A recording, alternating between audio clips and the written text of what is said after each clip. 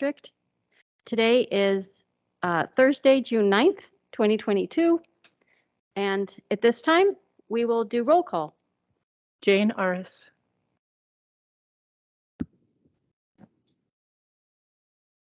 Christine Chu. Seema Seraphan. Joyce Shuey. Carolyn Watson. Art Jarvis, Superintendent. Okay, at this time, I would ask Executive Director Siegworth if you would kindly introduce our student.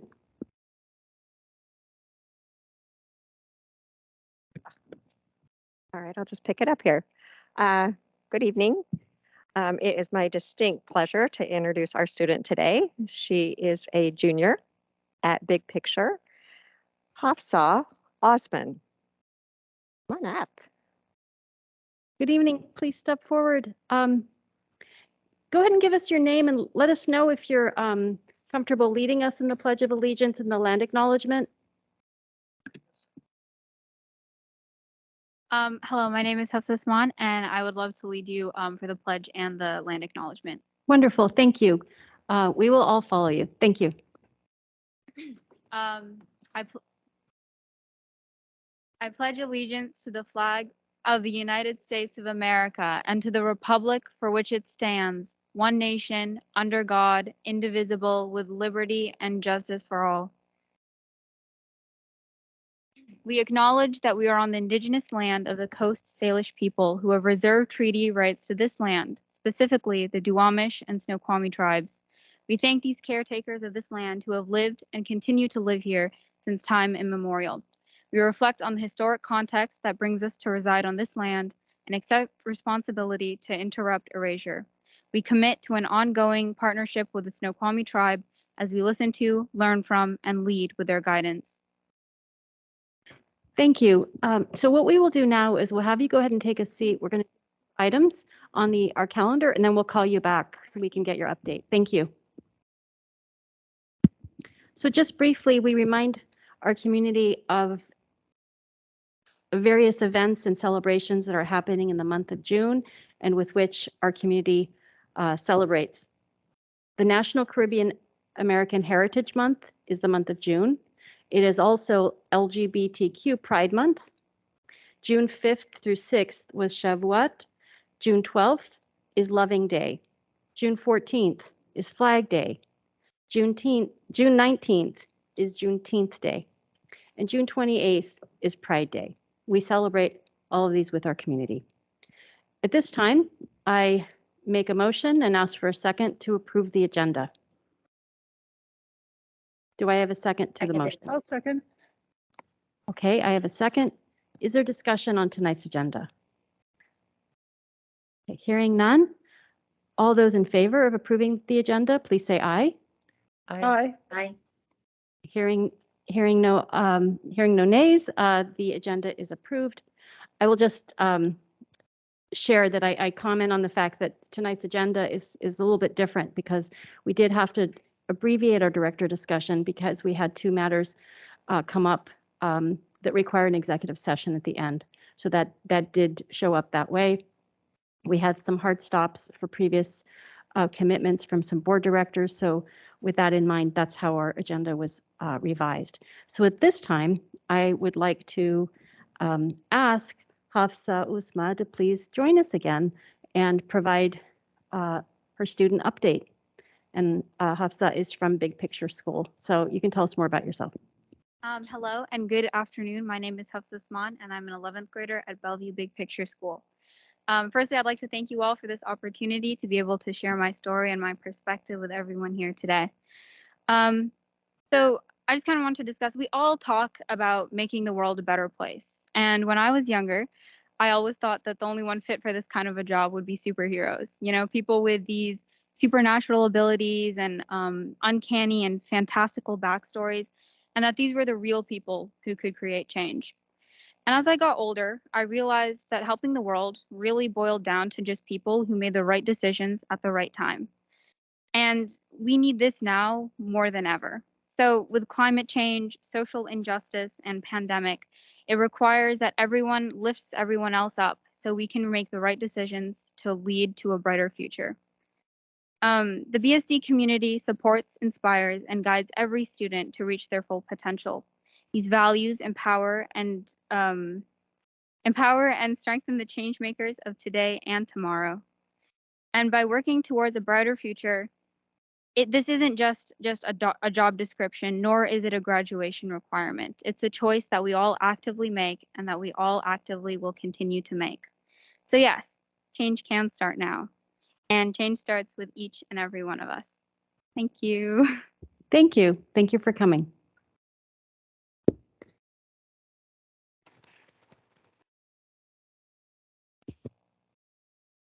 This time, I would accept a second to my motion to approve the consent agenda. Is there a second to the motion? I'll second it. Motion's been seconded. Is there any discussion of the consent agenda? Okay, hearing none, I'll ask for a vote. All those in favor of approving the consent agenda, please say aye. Aye. Aye. Aye. Okay, hearing no opposition, the motion carries. This takes us to our superintendent update, which is a little longer tonight because of the amount of content. So Superintendent Jarvis. Thank you, Madam President, members of the board. The first item tonight, I realize we're going to move quickly, but is ASB presentations. And I'll turn to Melissa DeVita for next steps. Thank you. We actually have two different schools here, Newport High School and International School, who are going to present to the board. So you guys can decide which one wants to go first. Either one, Newport? Newport first? All right. Okay, we've got Newport first. Karen Lendell Walter, come on up with your students. And then we'll be followed by International with Matt Lyon, the advisor.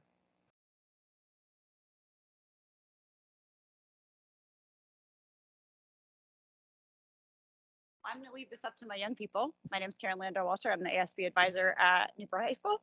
And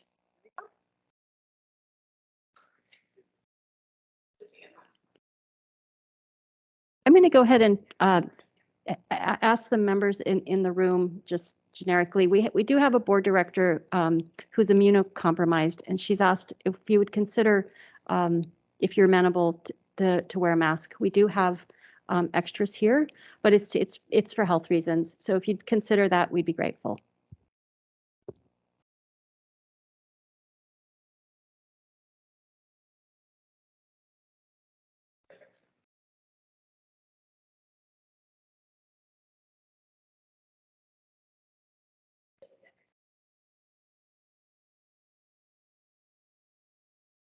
All right, so we're from Newport High School. We're part of the ASB team, and this is our 2022-2023 budget and planning presentation. Yeah, next slide, please.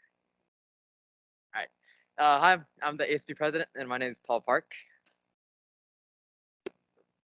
I'm Samuel Chen, and I'm the ASB treasurer. And Shreyas, he isn't here today with us, but he's the ASB vice president. And Shreyas and I actually had the honor to present to the school board regarding rocketry and our national championship win. So yeah, thank you. My name's Andrew. I am the Newport's ASB secretary. And I'm Chelsea Kavulu, part of the ASB Spirit Commissioner, and we all got elected to this position in early April, and we're all super excited to become the upcoming leaders of Newport High School. Next slide, please. So for Newport students, our population is around 1,800, which makes us the biggest school in Bellevue School District, and 9% of us are eligible for fee waivers, and around 1,400 purchased ASB cards this year. For our participation, 930 students participated in clubs, activities, and music, and 881 individuals participated in athletics. Next slide, please. And at Newport, we currently have 65 clubs, which can vary from size and purpose. Many of these clubs helps allow students to connect with people they share interests with, from programming to K-pop. Some of our large clubs that compete at high level can be our rocketry team, which are national champions, or even our robotics team, which were world finalists in 2019. Besides these two, we have clubs such as DECA, JSA, Speech and Debate, Chess, and Math Club, which have received high awards. And for charitable clubs that offer students opportunities to support the community, we have Key Club, UNICEF, Days for Girls, and more. And for our affinity groups that create safe spaces for students, we have Black Student Union, Asian American Student Union, Gender Sexuality Association, and Latinx, and way more. Next slide, please. So for activities, we have a very extensive drill and cheer team now growing in numbers because they're adding a JV team to their roster. Our band, choir, and orchestra, basically our music department, is also very extensive with large programs stemming off of several groups of several skilled musicians. Our drama department is also very active with a weekly show from the Friday Night Live, which is student produced, and also a play and a musical every year. Next slide, please. And at Newport, we have a high level of participation in all our non-cut sports, such as track and field, cross country, and boys tennis. We also have, these teams are also very successful at the state level. For example, our girls golf went to and won state this year. And Newport also won the State Scholastic Cup, which demonstrates our excellence in sports and academics at the same time. Next slide, please. All right, for budgeting, we first begin with estimating all potential revenue that we could gain from throughout the whole school year. And then we review the mandatory expenses that we'd have to pay over the course of the school year. And we consider the impact of athletic transportation cost on our budget because it's a major expense that we have to make every year. And we consider the current balances of all the accounts of different clubs and activities, and consider the fundraising ability that each of those groups have. And then we allocate to make sure that the groups will go into the new school year with at least the average allocation that they receive. And we also consider the use of yearbook profits to support the need of clubs in case any is needed. Next slide, please. Yeah, so these are our primary revenue sources. So as far as revenue goes, our primary source is going to be the ASB cards. So we charge $70 for each student to get an ASB card, and that's going to generate a revenue of approximately $108,000. And then on top of that, we also charge an athletic transportation fee for all our athletes, and that's $50. And we're going to revisit that because we know currently they're considering raising that athletic transportation fee to $100. And that generates right now $45,000. And then we also get a district transportation support of about $15,000. And then gate receipts, primarily from football and basketball, generate about $50,000 a year. And then one thing we want to highlight about our school specifically is we do a lot of individual fundraising for clubs and sports. So like our ASB, our class offices, our various athletic groups, and our clubs, we do a lot of individual fundraising. So they'll host their own, like, for example, Krispy Kreme fundraisers, and that allows them to generate money for their revenue account. Next slide, please. Yeah, so these are our primary expenses. So there's going to be mandatory expenses, first of all, and that's going to be like for officials to participate in the league and for like district membership. And then on top of that, we also have uniforms for expenses, and that's going to be about $10,000 a year. And as far as uniforms go, we actually weren't purchasing new uniforms over COVID, but we're going to be starting that up again this year. And then we also have athletic transportation costs, which is going to be the bulk of our expenses. And that's about $106,000. And we expect this to increase due to increasing fuel prices. So that's one area we're going to revisit. And then as far as tournaments go, that's going to vary from year to year, depending on which teams qualify and what level they qualify for. And then we also have annual distribution, athletic distribution. So that's going to be like distribution of money to athletic accounts that need it. And then we have club and activity distribution. So a lot of our clubs are actually level 2 clubs, which do fundraising for themselves. Next slide, please.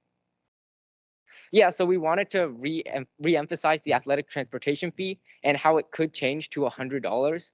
So currently it's at $50 to get the transportation, and that leaves us with a shortfall of about $62,000. And by raising it to $100, that shortfall will decrease to $18,000. So that's one possibility. But we also wanted to consider like the fact that households of athletes, especially with multiple athletes, will have to pay a lot of money. So for the pay to play, it already costs $100, and the ASB card costs $70. So with the athletic transportation fee increasing, that could be up to $270 per athlete in a household. And then we wanted to consider like scholarship availability, because currently we're using ASB fees to cover transportation costs out of need. And then, yeah, we could also go in between the $50 and $100 as far as increasing the athletic costs for transportation. Yep. Thank you. All right, so these are some goals we have for next year. Next year, we decided to take on an acronym called PRIDE. So we want this to represent what ASB and leaders stand for, even and as well as students and staff. So the P stands for perseverance. We want our students, after like a rough COVID year, we want to be able to help and encourage our students to persevere through the ups and downs that they might face in school. And R stands for respect. We want our students and staff to have mutual respect for each other and have the students also be respectful to one another. And the I stands for inclusion. We want to, after a COVID year of separation, we want to create unity. And we also want to make sure that every student feels like they have a place in our school. And the D stands for discovery. So we want to help students find a pathway, their future pathway that they want to walk to. And we want to do things in our power that we could do to support them in their pathway. And the E stands for empathy. So we want to recognize that certain events could have certain different effects on other people. So we want to be wary of how the actions we take and how it might affect others. Thank you. Thank you.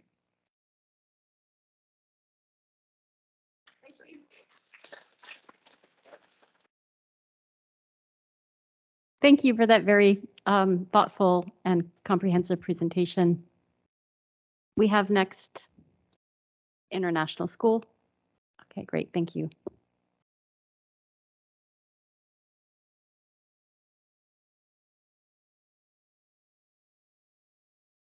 Good afternoon. My name is Matt Lyon. I'm the ASB advisor for International School. It's a pleasure to be here today. Thank you. Thank you for coming. Thank you. I'm very pleased to introduce our executive officers, President Supreme Museum, and our Vice President, Henry Rogers. I'm going to let them do the show. Thank you. Thank you. Go ahead and step up. All right, so just some quick notes to start before we get into the more technical stuff of our presentation is the international school functions differently from other high schools for our ASB. We do not have an athletics program, and our ASB is integrated with our middle school ASB, which means we're primarily focused on clubs, honor societies, and other organizations and school events such as dances and stuff like that, rather than athletics and other things like that, which means we do have a lower ASB card fee. However, our ASB is able to recuperate most of their money through fundraising for ASB events, ticket costs, and stuff like that. And then also our clubs meet during lunch. They do not meet after school, which is part of just sort of a culture thing at our school and also part of being a smaller school that has more resources for individual clubs. The next slide. So we have a very different ASB office structure. So we have the executive office branch, which consists of me, Henry, and our two other officers, the secretary and the treasurer, and we oversee all the class officers, and those would be for each grade. So we have 6 through 12, president, vice president, secretary, treasurer, and all those class officers see their individual class events, socials, as well as dances. We assign dances to grades. We assign assemblies to grades, and we have a few grades cooperate together to work. As I said, for assemblies, we have, for example, in October for homecoming, we have juniors plan homecoming as well as a spirit week we have for that time. Executive officers oversee club officers, club meetings, and events. We have our own assemblies. We lead, for example, Veterans Day, we lead the Spring Spirit Week, and we lead the Welcome Back Assembly. And yeah, next slide, please. So like I said, I'm the executive president. Henry is the executive vice president. Our two other officers are not in attendance today. So ASB executive officers are elected by the entire student body, whereas ASB class officers are elected by the grade level specific students. And one clarification is we are this year's officers. The new officers will be inducted next week. They were elected a few weeks ago. Next slide. So as we've talked about, International is a significantly smaller school, especially at the high school level, than the other schools in the Bellevue School District. We have about half participation on ASB cards, which are $40. And we have nearly 40 clubs, which per capita, we're still proud of as a number. It's a very high number. And a lot of our clubs have a very long history. We have a strong robotics program. We have strong JSA, Model United Nations. When we don't have every single type of club, we try to be more selective with the clubs we do have for clubs that are really strong. And for that reason, we have a more intensive club approval process and slightly more intensive club structures to make sure that the clubs we are approving with the limited funds we do have are clubs that are really worth funding. So as we talked about, robotics is a very popular club. Drama is another club that is a little bit autonomous and has a lot of their own funding through grants and through the tickets they sell. But almost more than half actually of our students participate in clubs, and that's something we're proud of, since a lot of our middle schoolers aren't as experienced participating in clubs, but we're still able to get that participation both in high school and middle school, which is unique as compared to other middle schools in the district. So next slide. So for our club passage system, we've, over the last few years, especially as COVID has arisen, we've transitioned to a different approval process. In the past, we've approved all clubs through simple presentation and then approval in ASB meetings. However, we've seen the last few years a lot of new interest in starting clubs for a lot of different topics.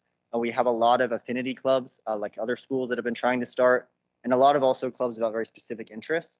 And while these clubs are a great way for our students to express their interests, we have a very limited amount of fundraising and a very limited ability to support these clubs.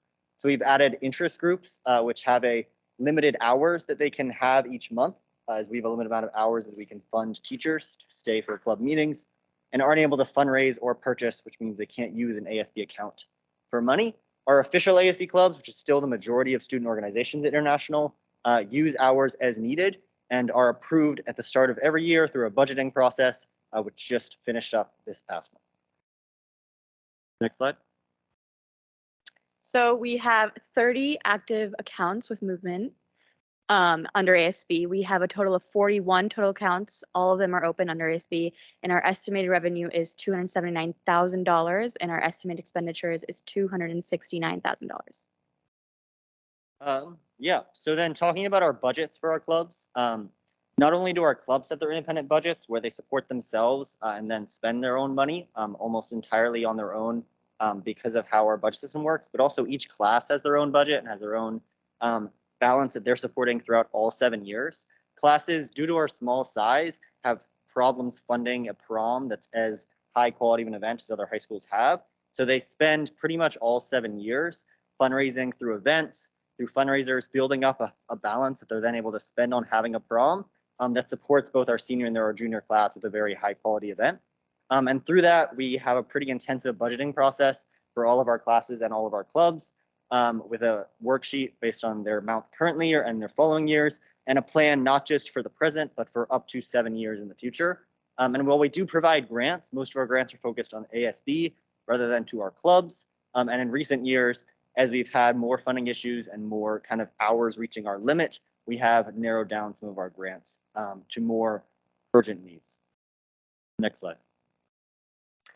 So this year we had a combination of both virtual and in-person assemblies. We started the year with virtual assembly. So our Spirit Week assembly was virtual, our Welcome Back assembly was virtual, as well as the Veterans Day assembly. We've had middle school socials, high school socials, which consisted of homecoming and TOLO, which we moved back a few months. We had 2 Spirit Weeks. Like I mentioned, we had one in October and one we had in the spring. We have the Big Buddy, Little Buddy program, which is a group of high schoolers who help out 6th graders when they're coming international to help them transition. They meet about once a month, and we do have a separate group that sets that up. We have the middle school retreat. In previous years before COVID, we had the high school retreat, which is only at international school, and we decided to open that up to middle schoolers because we've experienced a lot of fun with that in past years and wanted some of the younger grades before they may even leave to go to a different high school to be able to experience this. And we have our Snowflake charity event, which international school is extremely proud of. We work with HopeLink every year in December to have each grade compete and bring in a bunch of food that at the end of the month goes in. And we have a competition style where each grade has 2 representatives, and it's their job over a span of 2 weeks to collect as much food as possible. And we have an assembly at the end that deems them as kings, queens, and then the lower royalty subjects. We've also had our talent show this year that came back. It was in person, and it's just a good way for students to debut their best skills. Next slide, please. So we have pretty set annual events every year because we have limited resources as such a small school. So for our next year, we'll continue with our 6th grade retreat event and assemblies such as welcome back assemblies, spirit assemblies, and holiday assemblies throughout the year. We also hold 6th grade elections in the fall as they're coming from the school for the first time there, and it's one of their first opportunities to interact with the ASB format and also with giving a speech in front of their peers, and I think is a really valuable resource. We have Unity Day, one of our spirit weeks. We have movie nights for middle school and high school, which are events hosted by the smaller class officers. And then we have many assemblies throughout the year, which are part of our School Day International, and every student attends. And then we also will have the Snowflake event, as Sabrine talked about, TOLO, more assemblies, more middle school events, which kind of build community within the smaller groups international. And then in the last few months this year, which we'll see again next year, we've had more small events and more kind of personal events like talent shows. We've had our elections, another spirit week, and then our prom, which is open to both seniors and juniors at the same event, and our moving up dance, which allows 8th graders to be in a high school event with all our high schoolers. And I would just like to add, next September, we are bringing back the high school retreat. Yeah, which is an off-campus event, which is part of internationals.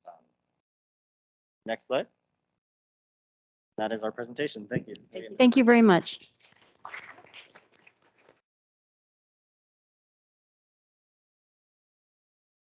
Thank you for those reminders of part of the business that we do in the school district. The next item, item 3.2, our Safety and Security Department update. And I'll introduce again Melissa DeVita, and she can introduce the security and safety. Thank you, Dr. Jarvis. Doug James will be presenting today. He is at home and he is remote for us. So Doug, take it away. Yes, good evening, board directors, district staff, and community. Hey, thanks for the opportunity to talk to you briefly about the work of the Safety and Security Department this past year. I do appreciate the opportunity to present remotely too. I'm currently under the weather, so to speak. So with the recent school shooting in Uvalde, Texas, I've received phone calls, emails from community and staff expressing concerns about school safety and the possibility of an active threat event happening at their school or their workplace. We acknowledge the horrific impact of this event. We also recognize that it reaffirms that our staff, our students, and our community are our most important safety resources. When we work cooperatively, share safety concerns, report suspicious activity, and look out for one another, we're all safer. I'm a firm believer that safety is built through positive relationships and preparation. The tragedy in Uvalde strengthens our resolve and commitment to school safety. It's important to remember, however, though, that statistically, schools are some of the safest places in our community. The Bellevue School District's multi-layered approach to safety and security reinforces and ensures that our schools stay safe, even when that belief is challenged by outside events. I know that the work that we are doing in the district is making our schools safer places to work and learn. I've submitted a written report to the board that talks about physical security enhancements that we've made in the district, our use of emergency drills, some surveillance camera updates, etc. But I want to spend the remainder of my time talking about the Community Engagement Officer Program, an update on what was previously known as the School Resource Officer Program. As many are aware, back in March of 2020, when we went to hybrid learning, the school resource officer assigned to the district returned to patrol. We took that opportunity to take a critical look at the program to ensure that it was serving our students, our staff, and our community in the most effective way possible. Over the course of 10 months, an SRO program advisory committee met and discussed the program. We were ultimately unable to achieve consensus on the way forward, but we did present two possible options to Dr. Jarvis on the way forward with the program. That is 1, reform, or 2, transform. Ultimately, Dr. Jarvis chose to proceed with option 1, reform, with a strict caveat that officers assigned to the program will be assigned to the district and not specific buildings. They would be a district-wide resource, and they would be housed or stationed at the central offices, not a specific school building. Furthermore, opportunities would be made for them to educate staff and students on a variety of topics, from safety, security, and health-related topics. This program is expected to start in the fall. It's going to be vastly different from the prior program. There's 4 main goals for the Community Engagement Officer Program. Number 1, keeping the kids out of the criminal justice system whenever at all possible. Officers will not be used to attempt to impose criminal sanctions in matters that are more appropriately handled within the educational system. Number two, officers will build relationships with youth and staff to reinforce the collaborative problem-solving range of issues and concerns, safety, security threats, harassment, sexual assaults. Number three, officers will educate students and staff about the law, health, and safety related topics. And number four, they're going to mentor students as informal advisors and role models. The significant changes to the program include, hey, we're changing the title. We're not going back to the old ways of school resource officer. We're changing it to community engagement officer to better reflect the roles of the officers and the expectations of building relationships and collaborative problem solving. Officers will not be assigned to specific school buildings. They're going to be assigned to the central office, and they will attend and go to schools as needed. Officers will be introduced at the beginning of the school year to everybody. Officers will receive extensive training on a variety of topics as mandated by state law. There'll be a specific selection process for the officers involving administrators and myself from the Safety and Security Department. And there will be oversight of the program on a yearly basis to include an annual report to the community. So as I mentioned earlier, strong school safety is built on trust and positive relationships, including those between faculty, school administrators, students, parents, and law enforcement. The CEO program, the Community Engagement Officer program, will work to help develop collaborative problem-solving strategies to resolve issues affecting our youth with the objective of protecting every child so they can reach their fullest potential. So thank you for your continued support. Thank you for your time.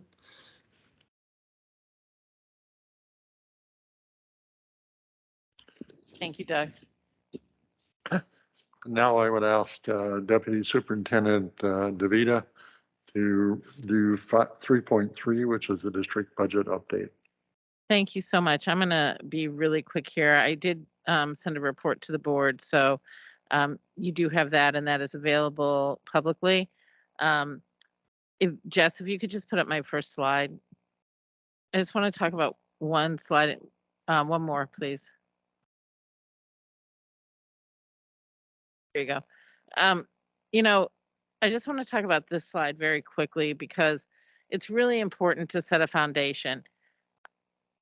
You know, there was a lawsuit against the state a couple of years ago called the Mccleary Lawsuit, and the resolution to that significantly changed the way that districts are funded across the state. Prior to that lawsuit, Bellevue School District was a wealthy school district. We had waivers that allowed us to collect more local taxes than other school districts across the state. And so we could do some additional things that other school districts did not have the funding in order to do. But with Mccleary, that changed. And our tax limit is now the same as all the districts around us. And while we have a wealthy community in terms of citizens, corporations, companies, all of those resources available to us, the school district itself is not a wealthy school district any longer. We don't have extra funds that other school districts don't have access to. And so I want to put that out there for people because right now we are facing some financial challenges as we look forward into the next few years. Our enrollment has declined and is declining. And when we have enrollment declines, we lose our revenue to that immediately. And yet we can't lose the expenses that quickly because our enrollment is spread across 28 schools and 13 grade levels. And so the majority of our funding is in salaries and benefits. 80% of it is in salaries and benefits, and 87% of our expenditures are directly in support of students.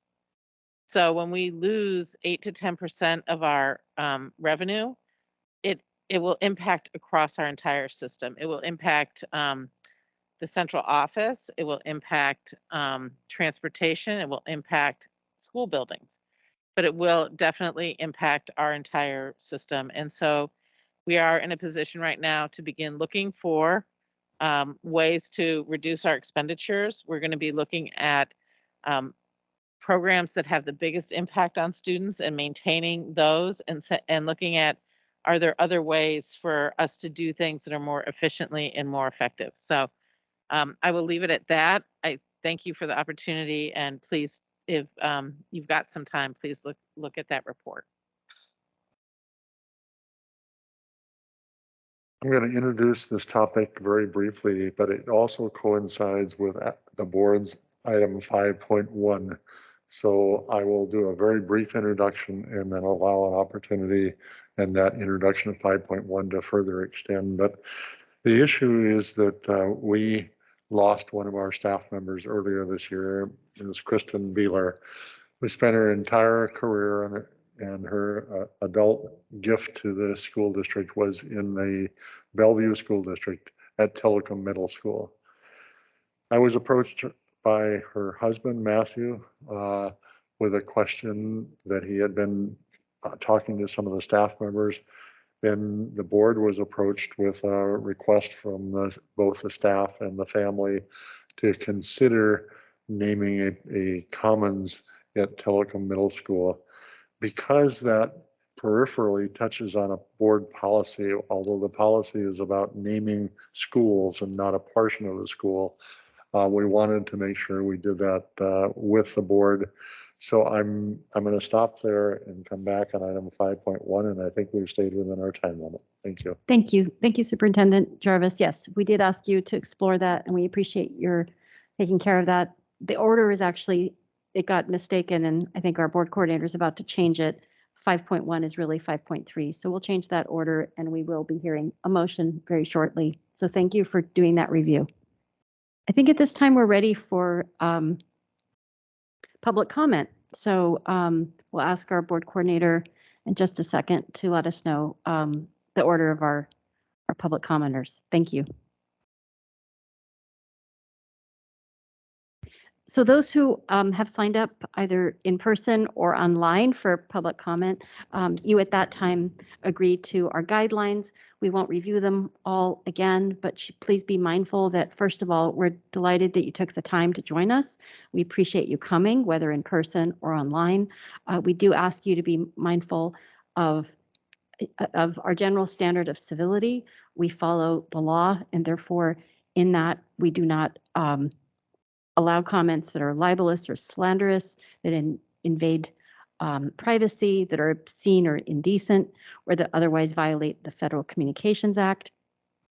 And equally important, that violate our school district policies or procedures related to harassment, intimidation, bullying, or discrimination, or that incite an unlawful act on our school premises or violate school rules, but really regulations, but really above all, we're looking for a positive civil environment where we can disagree. So with all of that,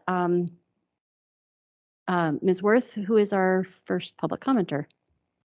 Okay, I think I see it here, Joel Ingram. Yeah. Joel, can you please come up? Thank you.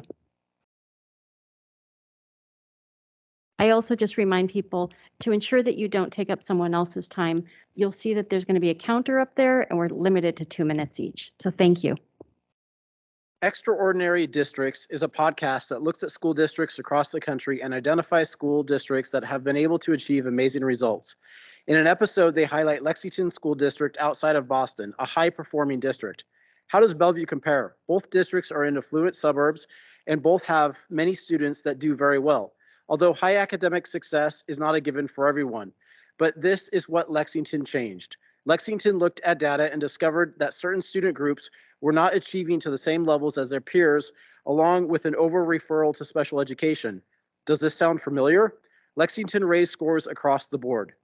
Let's look at what Lexington did and how that compares to what Bellevue is currently doing. Professional development and professional learning communities, or PLCs, were said to be key for helping Lexington. Lexington also used an intervention framework, RTI, and used data to drive results. Bellevue has similar items in place. Okay, then what is the difference between Lexington and Bellevue? I think the difference is a focus and intensity that was relentless. Lexington went all in and focused until they got results. This vision for what could be become their priority until they got results. It took time and there were growing pains, but they did it, and Bellevue can do it too. However, Bellevue can't hold back, and Bellevue can't get distracted if it wants to be the next Lexington. Bellevue is doing good work, but Lexington was relentless in its drive for all students to reach above average academic standards. And they were not satisfied with reaching 75% of students. They kept pushing and focusing until essentially most all of their students were flourishing. Increased focused academic time, increased supports, increased resources, increased professional development for teachers were all key for Lexington. Is Bellevue ready to become extraordinary? I sure hope so, but it's going to take a higher level of focus and more resources for interventions and professional development to reach all students. I know Bellevue can if Bellevue commits to this work the way Lexington did. Now is the time for Bellevue. Thank you. Thank you. Patience Irwin? I'm sorry, Hannah, you were about to say it, so sorry about that.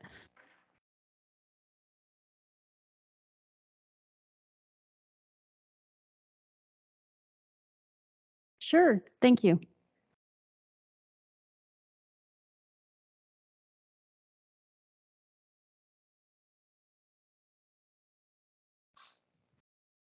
Good afternoon. My name is Patience Irwin. I am a sophomore at Sammamish High School. I am on the mechanical engineering team for 2412. The Robototes. The main thing I have built is the swerve drive that is currently being passed around. I consider it my child because of how much I have worked on those things. The community on the team is an amazing community. I haven't really seen anything like it. I would grow up in small schools that would constantly be moved around. Somehow weird. And because of this team, I have been able to make a lot of friends. And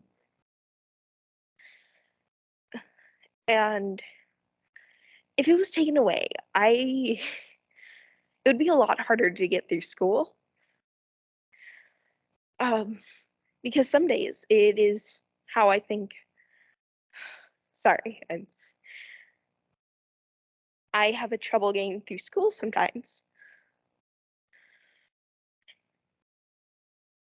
And I just think, hey, there's a meeting tonight.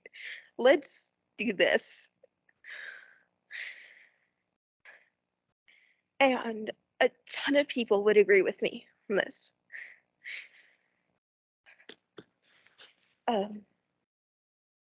Thank you guys so much for letting us keep the shop. And our amazing coach, Miss Kim Herzog. Thank you. Thank you so much.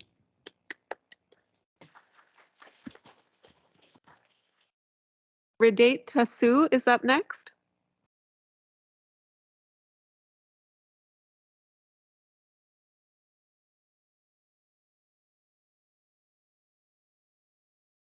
Hi everyone, my name is Redate Tasu and first off, I would like to thank everybody here for allowing us to continue having our ceramic at our Reddit, do you think you can just be a little closer to the microphone? I want to make sure everyone can hear you, including some of the board directors who are online. So we'll pause your time so that we can fix that. Could we adjust her time so that she doesn't lose anything? Okay, you can start again. I just want to make sure that everyone can hear you. Thank you. Thank you for allowing us to have a robotics shop at Sammamish High School. My name is Redate and I am a freshman at Sammamish High School and I am a programmer on the robotics team at Sammamish. I mainly worked on Index, which is a part of our robot. Within the robotics community, I have made many friends. While I am a programmer, which is the programming subteam, most of my friends are on the media subteam, which goes to show how interconnected our subteams are. Through robotics, I have learned to step outside of my comfort zone and try new things. I've also learned many skills that will be beneficial to me in the future, such as time management, teamwork, and there's so much more. If robotics went away, students, including myself, would be unable to continue learning and developing these important skills. The community that has been created at Sammamish High School through robotics would be lost, and many students would be denied of the amazing opportunity to be a part of our family. Thanks again for allowing us to continue to have our shop at Sammamish High School, and our paid coach, Ms. Kim Herzog. Thank you, Reddit. So Gabriel patients, we're Patterson. passing along your fantastic machine here. So we're just each looking at it. And I think Director Aris knows it well because I know she works with a lot of you. Okay, so next do we have Gabriel, is it Patterson? Okay, thank you. Hello, my name is Gabriel Patterson, and the reason that I joined robotics is because Redate was actually the one that kept talking to me about it, and I was like, oh, this seems really cool. I should probably join. The reason I didn't join sooner was because I had swim team, which got in the way of that. And so far, what I'm learning is photography skills and videography and light setup because I'm on the media sub team. Life skills that we are learning is also like public speaking, which I'm doing right now, and like time management and teamwork and things like that. And honestly, the community here at Sammamish in the robotics team is so nice. Like they're all amazingly nice and so supportive and very good at explaining things to new people like me.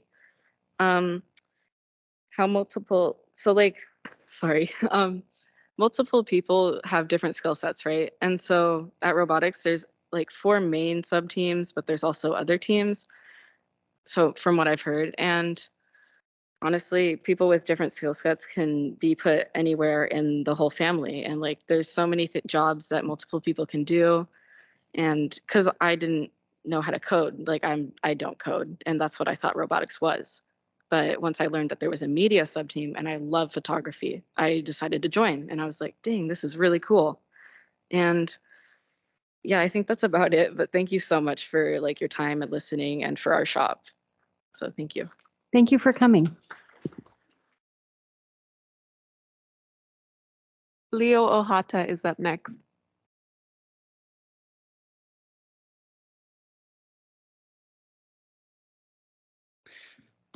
Hi, my name is Leo Ohata, and I am here with my friends representing the Sammamish High School Robotics Program. Sports has been ingrained in our education system for over 100 years, as has vocational training. Sports has become an awesome part of our culture. We believe our students would thrive if we ingrain after-school STEM opportunities like robotics into the culture, just like sports. In robotics, we learn 21st century job skills, making them creators of our future world. We would like to make robotics equally as important to the culture as sports is. Think of all the scientists who are curing diseases. First Robotics would like to make stars out of scientists and engineers who solve world problems. There's a quote from somebody I wish I met. His name is Woody Flowers. And his quote is, "Society gets what it celebrates." Woody Flowers, MIT professor. I would hope we would all like to celebrate the creators of our future world through our robotics teams at Bellevue. Thank you so much. Thank you.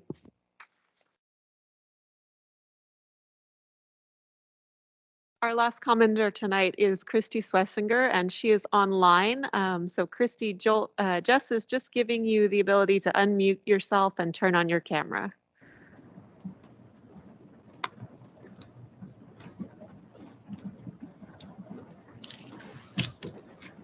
Can you hear me? We can hear you. Thank you. We can hear you. Thank you. Great. My name is Christy Swessinger, and I have 2 students in the district. Dyscalculia is a learning disability in math. It is not as well known or as understood as dyslexia, but experts believe it's just as common. Dyscalculia isn't a problem of intelligence or lack of effort. With the right teaching and multisensory tools, students can rewire their brain to process math concepts effectively. The dyslexia law requires testing and flagging of students who are at risk to provide opportunity for early intervention. Dyscalculia is no different, and research proves early intervention is the most effective to build confidence and reduce math anxiety that can cause long-lasting issues and mental health impact. Interventions provide opportunity to build on early gains and create a strong foundation.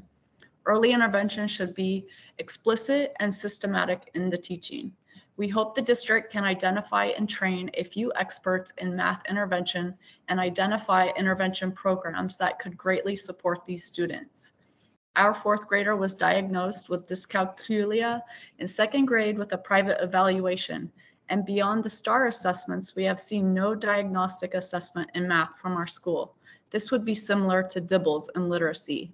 We've also experienced a lack of intervention support as our student is not a full 2 years behind and currently does not qualify for an IEP. Students shouldn't have to fail before they get flagged for RTI support. Only a few elementary schools have math intervention specialists, and this is an equity issue within the district. We hope the district realizes the need to budget for both math and literacy intervention specialists at every school. Thank you for your time. Thank you. Thank you again for coming. I think this concludes our public comments, but I'd like to confirm with Ms. Worth, am I right? Okay. So at this time, we move to board business. I think 5.3 is our most interesting item, so I'll save it for last. Why don't we start with the more immediate scheduling things. We received from the superintendent's extended team some dates last time. We got some initial feedback that some of them were perhaps too close to the time. I think that some folks may be heading out to bring their kids to college. So I think they reproposed August dates and July date. They were a little bit, thank you for coming. Thank you. That were a little bit earlier. So these dates were posted earlier, I think late last week, and they're July 21st, August 4th, and August 18th. So these are essentially, I think, here for information rather than for a vote, but I could be wrong. I think we might have to vote on these. So Yes, you do. yeah, so it's listed as information, but I think we actually need to vote and approve these. So I based on the input we got last time, I'm going to make a motion and would ask for a second to approve the dates that are listed for as 5.1. So I ask if I have a second to that motion. Seconded. Okay, I want to just discuss, are these dates acceptable to board directors? So my only bit of discussion is I have no idea when I'm going to need to be out of town, but I'm just assuming that I can dial in if I'm away. Yeah, I think that extends to all of us, and I think we've now elevated the process of doing that. I think I experimented with it a few weeks ago, perhaps not the best on my phone, but I do think Director Shuey has helped us perfect that. So I think that goes without saying. So I think Vice President Watson, if that comes to pass, we all have that opportunity. Yeah, for sure. Stating the obvious again. Yeah, no, I understand. I think Director Chu has a comment.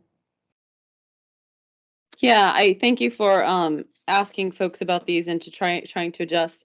I would just mention that one thing that I think would be useful, I know we did the doodle poll, but what I had suggested at the last meeting is that it would be helpful to have Hannah to just survey board directors for when they're in and out of town and available, so that as we plan, I think we'll have other summer meetings to plan, and I think whether they're work sessions or what have you, or what visits, what I don't know what's on the docket, but we'll have things, and it would be good to know in advance who's around, who's not around, and if there are dates that are just blacked out for folks being available to be able to do things, and that way we have the most lead time we can.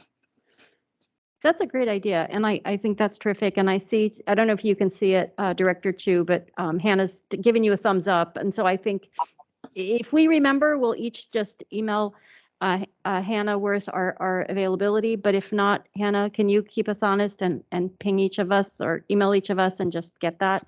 I think it's a great idea. You may be able to see things in advance.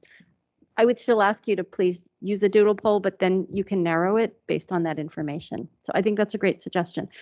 So with that, if there's no further discussion, I would ask all, is there discussion? Sorry. Yeah, I actually wanted to say, I don't know if this is the right time or during our later on, but looking at the agenda and planning, I was wondering if we could consider doing maybe a retreat as a board to over the summer, and maybe consider adding that to. Yeah, we're going to talk about that in director discussion. So I think between what we will talk about later and what Dr. Chu's kind of planting the seeds for is agreed. We've got these 3 meetings. These are for the regular session, but the 5 of us are likely to be seeing each other more this summer than those 3 dates, which I know we all can't wait for. So I think we have lots of opportunity to think about what can we do. And I agree with you that with the summer, it may make a retreat particularly good in terms of balancing all the different physical and other challenges we have. So agree, we will talk about, although we only have 10 minutes for director discussion, I did want to focus it on hearing from each of you. What is your wish list as Director Watson and I work on a proposal for board development for the second half of the year? I wanted to start with a discussion. We can carry it over by email, but that's what's coming later.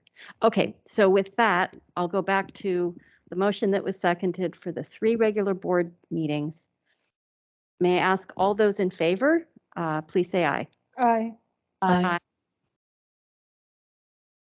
Okay, I've got 5 ayes and no nays, so the motion carries.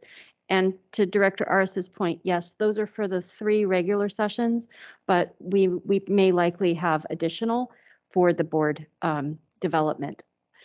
And request that we get these on the calendar as quick as possible so that those are blocked and known. And I agree. So Hannah's nodding again. So we go to item 5.2, which are the draft list of board dates for throughout the year. I think this is, I may be incorrect, but I think this is for information. Am I incorrect? Or General Counsel, is this actually approved by us specifically? I think this usually has a narrow path forward because it's based on a lot of other considerations. We usually approve our meeting dates for the year in advance. Yep. And I would just ask that since this just came out this week and since it's not as close and tight as the summer, if it's possible for us to be able to look these over and approve them in July, I would prefer to do that, but I don't know what the. I'm going to just ask that we at least approve the first 2, September 8th and September 22nd. If we have, because I don't know if we can wait until July to approve our September dates. So I'm going to modify what would have been a motion. I think it's, let me pause for a second and ask the superintendent. Do we have a concern with waiting for the dates currently proposed, which these only go through February of 2023? If we were to wait on the dates from October through February until July, does that create a problem for the superintendent? Does not create a problem. It does not. Okay. Then with that, I would say we can maybe consider these provisional on some level, but subject to a formal vote. But as to September 8th and December 22nd, 2022, oh, I'm wrong. These go all the way through August. My apologies. As to September 8th and September 22nd, 2022, I move that we approve those 2 dates for our next, for our regular board meetings in September. And do I have a second? Seconded for purposes of discussion. Okay, I have a second. And is there discussion on the dates of September 8th and 22nd?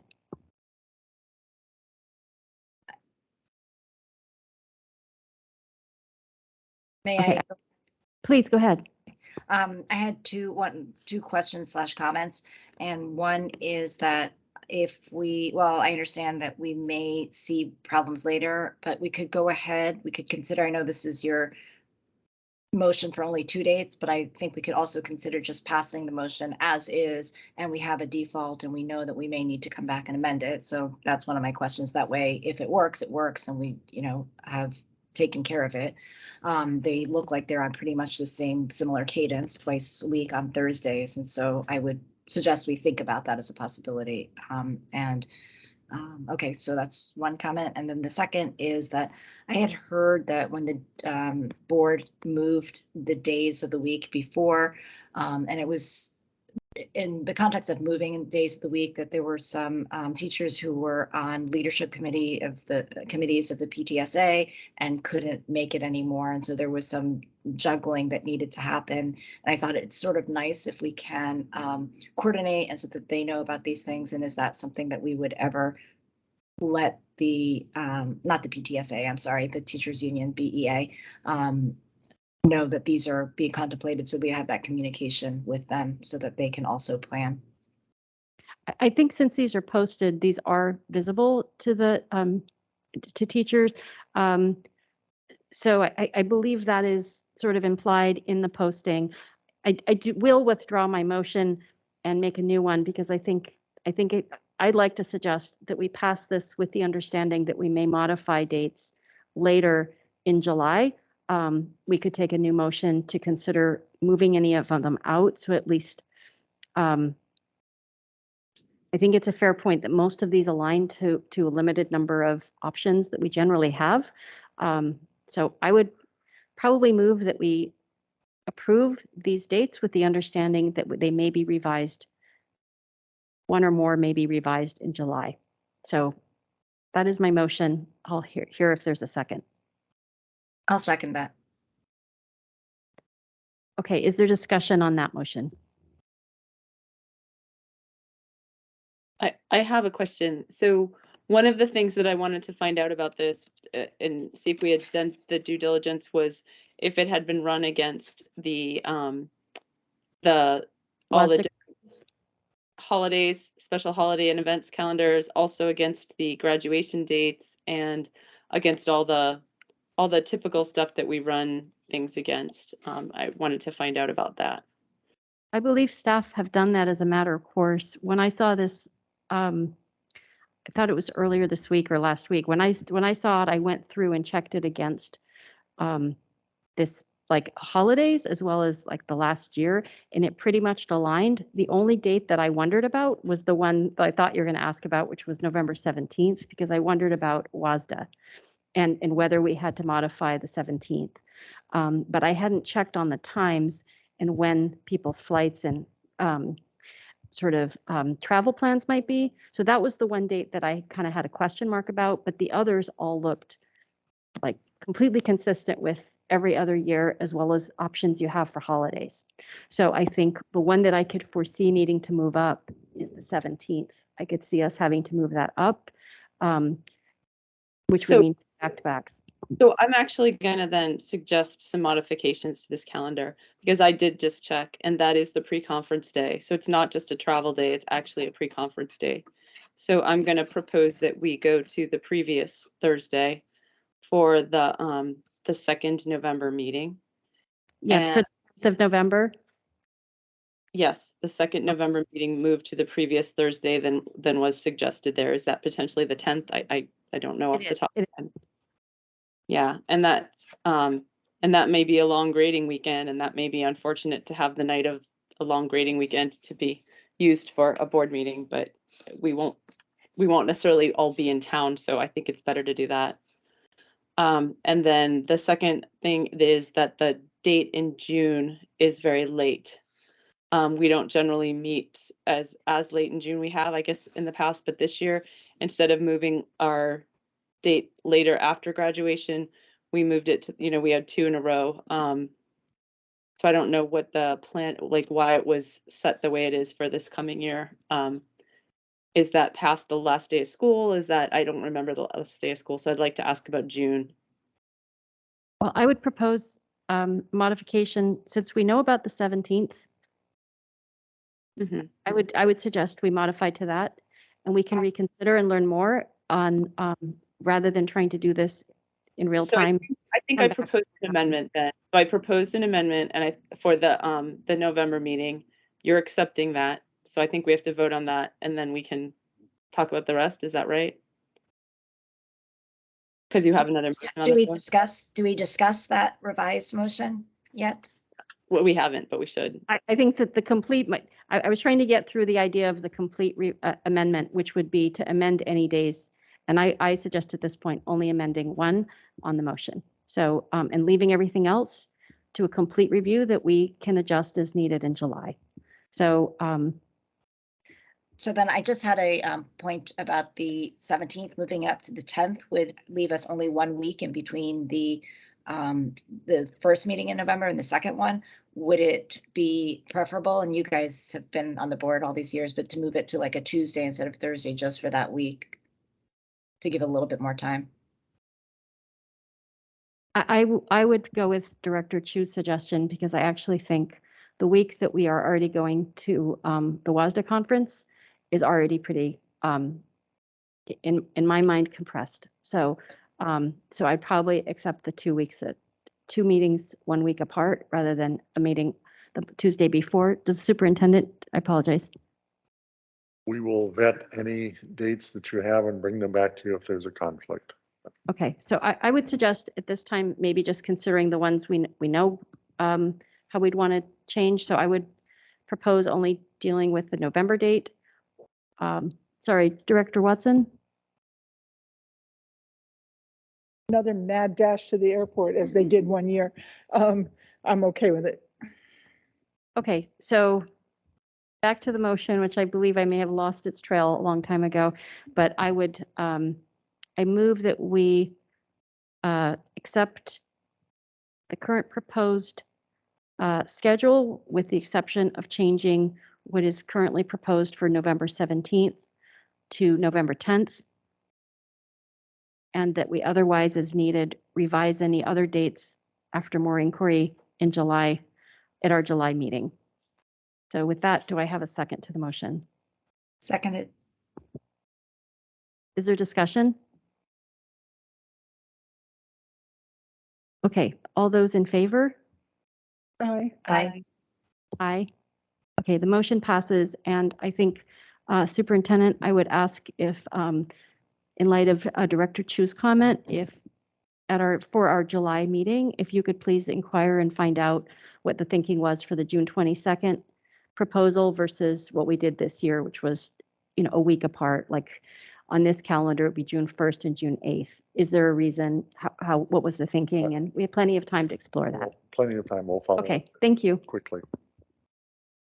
Okay, at this time, we move to what is listed as item 5.3, and I believe Director Aris has a motion. Director Aris? Yes, in light of the request from our telecom community and family regarding the passing of Kristen Bueller and her amazing relationship with the community and her dedication to our students, I move that the last sentence of policy 6970 that requires that a person's direct connections with the district must have been discontinued for at least 5 years before the person's name would be considered for board approval be waived for the consideration of naming the commons at the Telecoms Middle School in honor of Kristen Bueller. I second your motion. All right, open for discussion. Can we just thank the superintendent as well as directors Aris and other directors who all expressed, I think, immediate support for this very thoughtful idea from Ms. Bueller's family and from the telecom community. So my only comment is I'm really glad we're able to do this at this time, and I appreciate everyone's collaboration on this. I think we had comment from Director Chu. Actually, more of a question. Thank you, Jane, for pulling this forward. I appreciate it. I'm glad to see that. I'm just not entirely clear on the motion. Are we just suspending the policy and then the district takes care of the rest, or are we suspending the policy and finalizing the name choice at this time? We're going to suspend the specific line of the policy for this motion, and yes, and we're going to, I will be asking to move forward after we finish this motion to naming it as well. So that will be a separate motion? Yes. Okay, and for that discussion, I'll just throw my question out there for efficiency now, which is, have we done anything to make sure that the naming of it is exactly, because we don't have a written motion in front of us. I just want to make sure that if we're passing a naming thing tonight, I want to make sure that we've got it exactly right and so forth. So Just wanted to make sure. As a point of order, I would suggest, Director Chu, that question is best asked if this motion is passed and then the next motion is made, because if this motion is not passed, then renaming the facility wouldn't be possible. Of course. So I'm going to just leave the question out there and not waste our time reiterating it. So when if another motion is introduced, please answer that question. Okay, thank you. All those in favor? I I still think had. Somebody vote. I'm sorry. Yeah, just a further discussion of it. First of all, very supportive of the renaming, given what I've heard from the community. Wanted to just reiterate what I had asked in email a couple of times, and also I believe at one of the board meetings, which is about critical criteria review. And if we could get some information on what we consider in suspending a policy and who we consider and who it favors and who it doesn't. And, these will come up, and I wanted to just make sure that we are doing, walking the walk, talking the talk.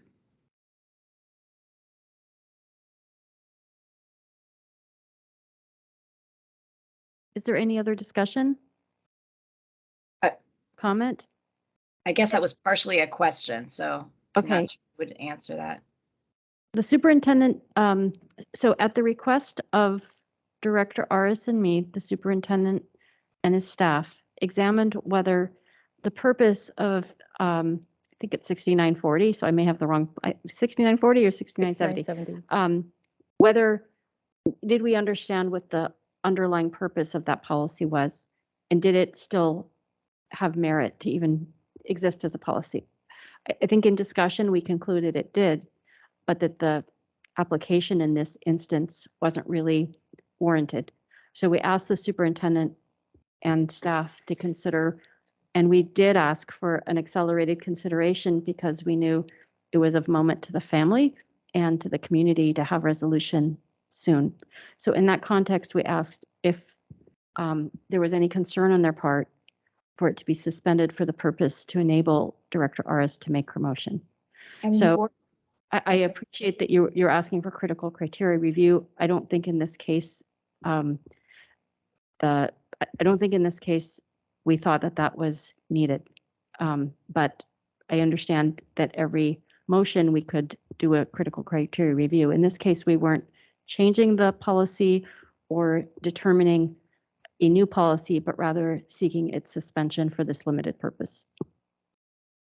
And I guess I would say that it's clear that we all agree that for this case that it makes sense. And what I'm asking is that in order to know whether there's any concern and how it can impact situations down the road, that I don't know how long it takes to do a critical criteria review, but it seems appropriate to have considered doing one before we can conclude that there's no concern. So I have a comment on that, if that would be all right. My comment is that I think that I'm not sure that a full critical criteria review, maybe it is rightful to do in each of these cases, but I wonder if it could be done by us on the policy, and if we might get explicit about the approach for exceptions in the policy, so that we can reduce overhead but retain the integrity of the process so that it is actually true to our values and our community. So I wonder if that might be something that we could take on. I don't think it has to be a huge project. One or two board members could do that review with staff or something and bring something back to the board if we had time for it. That's my proposal for how we might handle that. And thanks. I was just going to say, I appreciate that thought of a way, an idea that resonates with me. And I'll just say a little more explicitly that when we have a society that looks around and looks at what names are used to name buildings, what names are all around us at our buildings, our street names, our city, and our, throughout the state and the country, that it is something that is part of the national discourse right now, and I want us to continue to be thoughtful and mindful of that bigger context. So Director Aris, what would you like to do? Let me, I guess I'm a little bit confused, so I would like a little bit of clarification. Director Shu, are you asking us to hold the motion, or are you asking us to do the critical criteria review for future motions? Or I don't think you should hold a motion. I think that we should vote on the motion. It's more of let's continue to be thoughtful and mindful of each of these items that we bring forth. However, well-intentioned and well-deserved can have an impact. And so I'd like to get us to continue to keep that top of mind so that we could come with the motion. And granted, I did not do that with the the gun violence awareness motion, but I am, as I think about these things, continuing to evolve and wanted to raise it. I appreciate your comment. I agree. I think in light of what you said, in the future, we should probably do a critical criteria review, and I appreciate you stating that we should move forward. So I'd like to go ahead and vote. Okay, we'll call the question. All those in favor, please say aye. Aye. Aye. Aye. Okay, so we have 5 ayes and no nays. And Superintendent Jarvis, I think we have another motion still, but please go ahead. Okay, well then I'd like to make another motion. I move that the board approve renaming the commons at Tillicum Middle School in honor of Kristen Beeler. I second the motion. Discussion? I think to Director Chu's prior point, which I think is a very good one, we can frame this in a way that would allow consideration to be had based on space and based on other things that may be relevant in discussion, exactly how it will be named precisely. But I think you've nicely framed it as in honor of, and I think that gives room for whether there's a middle initial, how much space there would be, and the other things to be decided. So I believe your motion exactly as stated is fine. And I seconded it with that in mind. I don't know if anyone has any comments based on that. Director Chu? Yeah, thanks, Seema. That's exactly, I agree with everything you said. My question is, what, is there some specification in the policy or procedure that goes with it that says who will take care of the final name? Or who will be responsible for that? Like, whose judgment are we ceding this to? And I just wanted to make sure that that was clear as we leave this. I don't believe the policy speaks to that, but I could be wrong. Yeah, Superintendent Jarvis, I know you studied it, so do you want to speak to that? I believe that's going to be an operational question that would be not necessarily articulated in every line of the policy, but I'm comfortable knowing that the actual building will be named and physically named by the school district, and that would then be an operational coordination question. So what I was getting from Art raising his hand was that he's saying that the superintendent is responsible for making sure that's taken care of. And I think what we were just getting from him, if he could confirm, is that he will oversee that and make sure that he or the appropriate person does the right thing and it's set. Yeah. A thumbs up, which saves us time. So thank you. All right. So all those in favor of Director Aris's motion, please say aye. Aye. Aye. Aye. Aye. Okay, hearing no nays, the motion passes, and thank you to all those who came. Madam President, just a quick moment to say thank you. I think on behalf of staff and an individual who gave her entire career to this community, that's a very nice gesture. The policy itself was, in theory, to name a building, and we went a little bit beyond that to make sure that this was comfortably done and consistent. And I just want to say thank you on behalf of the Beeler family, on behalf of the staff and the grateful district. Thank you.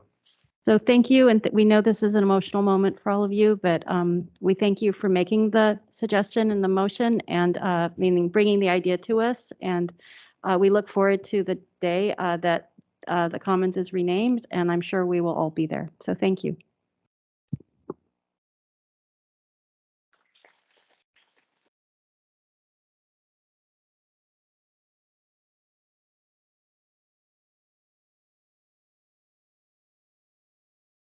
Okay, so we will move forward with our agenda. Thank you again, Director Aris and the whole board for working through that together.